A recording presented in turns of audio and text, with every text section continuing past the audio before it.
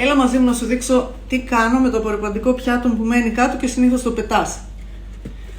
Βάζω 2 κουταλιές σόδα φαγητού, 2 κουταλιές λευκό ξύδι και νερό γύρω στα 2 λίτρα.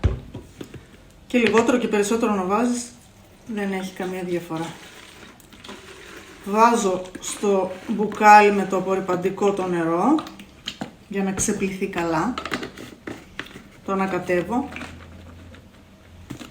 Καλό είναι να το αφήσει και λίγο να φύγουν από πάνω οι φουσκάλες, γιατί πολλές φορές βγάζει φουσκάλες γιατί έχει ακόμα απορριπαντικό.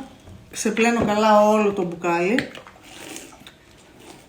Αν είναι χλιαρό το νερό θα σε βοηθήσει να ξεπληθεί πιο εύκολα. Και προσθέτω εδώ μέσα το ξύδι. 2 κουταλιές τέτοιες βάζω, σούπας. Τη σόδα. Και ανακατεύω. Αυτό είναι. Τόσο εύκολα.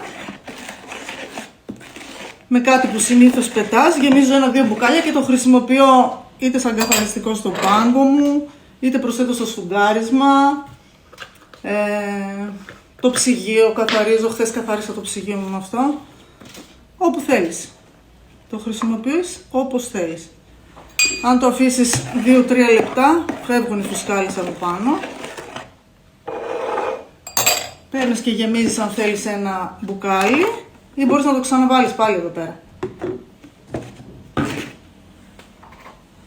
Το γεμίζω. Και έτσι έχω και για σπρέι ή το βάζω πάλι πίσω στο μπουκάλι και έχω για δουλειές όπως το σφουγγάρισμα ή αν θέλω να καθαρίσω κάτι και να προσθέσω μέσα. Τόσο εύκολα και απλά. Γράψει και εδώ έξω τι έχεις τι υλικά έχεις βάλει σε αυτό και έτσι ξέρεις τι έχεις. Δοκίμασέ το, πες μου αν σ' άρεσε και γράψε μου από κάτω θέλεις να κάνουμε και άλλα τέτοια καθαριστικά μικρά μυστικά που θα σε βοηθήσουν στην καθημερινότητά σου.